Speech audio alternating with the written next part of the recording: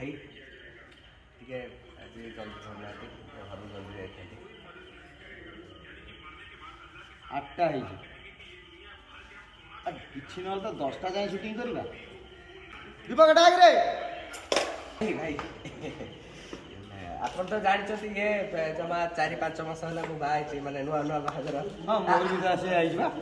ଆପଣ 3 ମାସ ହେଇଛି ପାଖାପାଖି ବୁଝିବେ।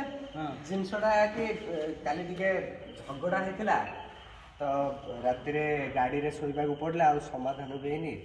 ତ ଆଜି ଯଦି ବି ଲେଟ୍ରେ ଯିବି ଆଜି ବି ଗାଡ଼ିରେ ଶୋଇବି। ଏଭଳି ଅବସ୍ଥା ହେଇଗଲାଣି। ଶୁଣ ଅବସ୍ଥା ସମାନ କିନ୍ତୁ ମୋର ଟିକେ ଅଲଗା ଅଛି ତମର ଟିକେ ଅଲଗା ଅଛି। ଗୋଟେ କାମ କରୁନୁ ଶୀଘ୍ର ସାରିଦେବି ତ ପଳେଇବୁନି। ଏଇ ଦୀପକ ରେଡି କର ଜଲ୍ଦି ଜଲ୍ଦି ଜଲ୍ଦି ଯା ଜଲ୍ଦି ଛାଡ଼ ଯାଅ ଯାଅ କିଛି ଯା।